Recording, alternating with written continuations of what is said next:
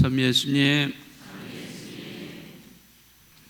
오늘 강론의 주제는 인생의 전환점입니다. 살다 보면 누구에게나 이 인생의 전환점이 있게 마련입니다. 여러분들도 다 그런 인생의 전환점을 맞이하신 적 있죠? 네, 그럴 때 뭐를 합니까? 우리는 선택을 하지 않습니까? 이곳으로 갈까? 저곳으로 갈까? 네, 이렇게 선택을 할 겁니다. 아니면은 선택을 잘 못하는 사람은 그 자리에 주저앉을 겁니다. 아무튼 우리는 살다 보면은 자기에게 다가오는 인생의 전환점 있다는 것을 분명히 알고 있어요. 자, 오늘 루카 복음은 베드로의 삶에서 일어난 이 인생의 전환점을 이야기하고 있습니다. 베드로는 이미 예수님을 만난 적이 있습니다. 언제 만났을까요? 누가 인도했죠? 아무도 몰라요? 네? 자기 동생 안드레아죠. 안드레아가 먼저 예수님을 찾아가서 만났고, 그 만난 다음에 안드레아는 이분이 정말 메시아다, 나는 메시아를 만났다 라고 이렇게 고백을 하죠.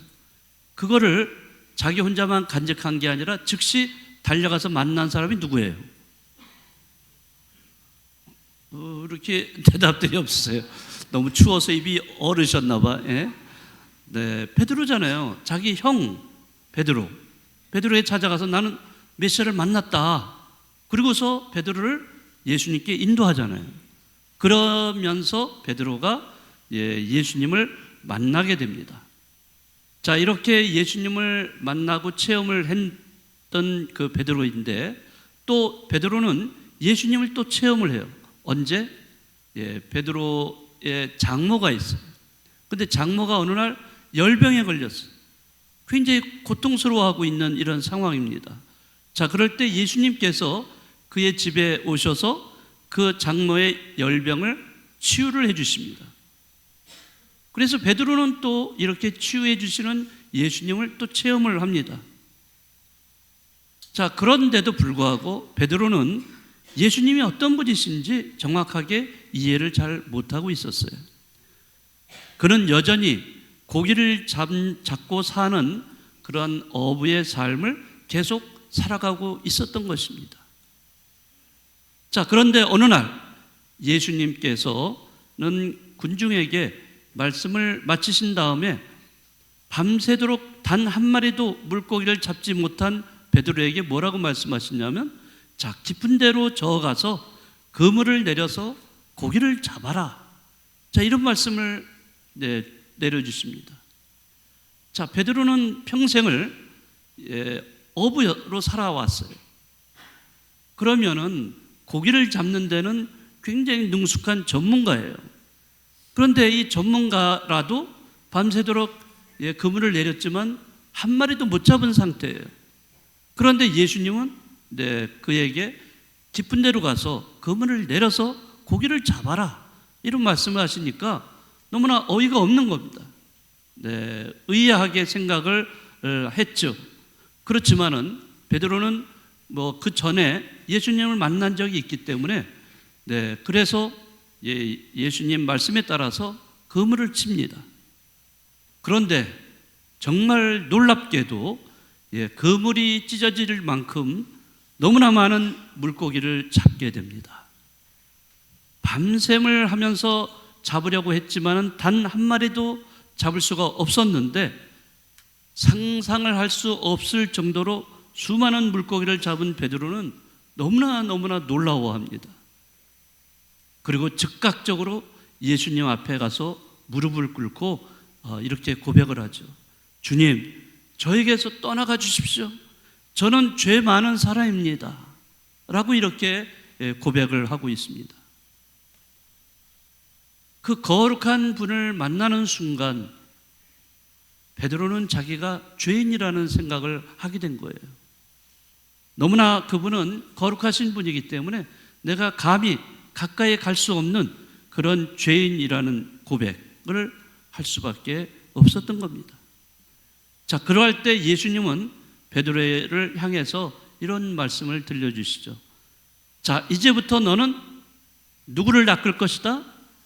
사람을 낚을 것이다 라고 말씀을 해주십니다. 자, 베드로는 이 말씀을 듣고 예수님을 따라가기 위해서 그 모든 것을 다 버립니다.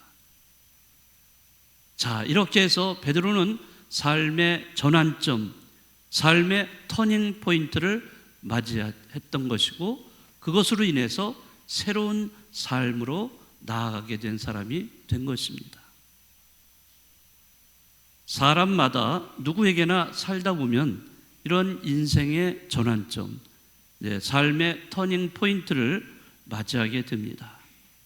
그런데 문제는 이러한 전환점에서 어떤 선택을 하느냐에 따라서 자신의 인생이 달라진다는 것입니다.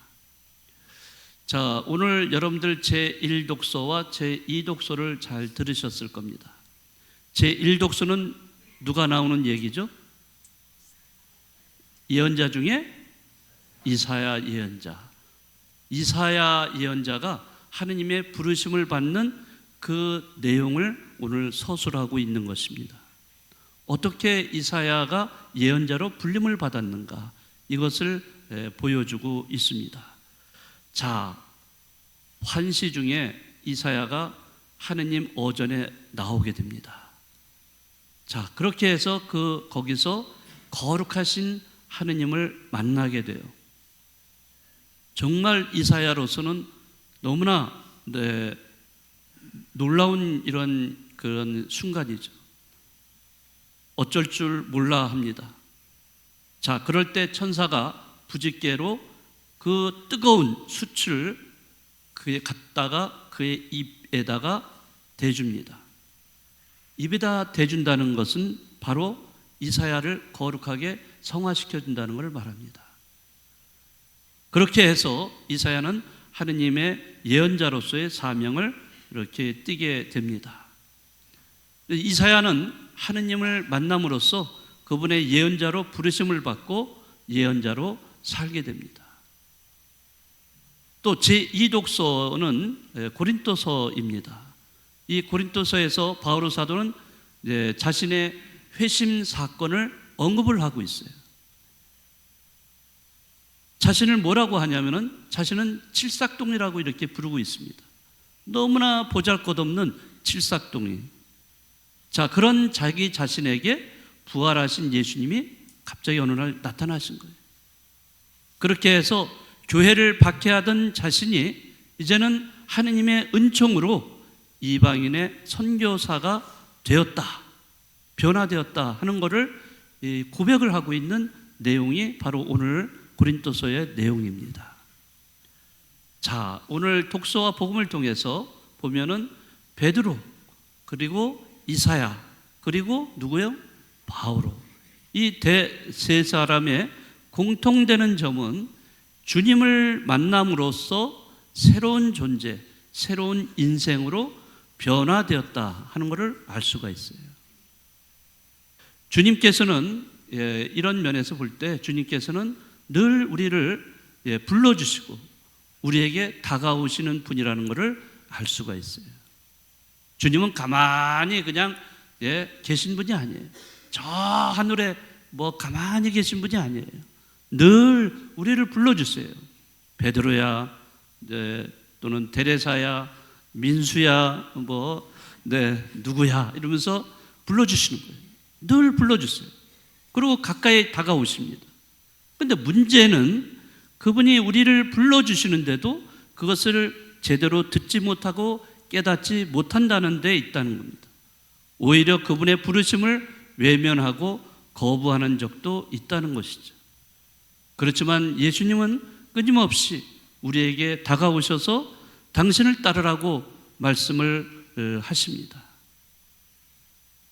자, 여러분들은 어떠신가요? 여러분은 이런 하느님의 부르심, 주님의 부르심과 또 그분께서 우리에게 가까이 오시는데도 우리는 그저 피하기만 하고 거부하고 이렇게 하시나요? 아니면 잘 여러분들이 수용하고 받아주시나요? 네, 한번 생각을 해보셔야 됩니다. 중요한 것은 우리의 선택과 결단입니다.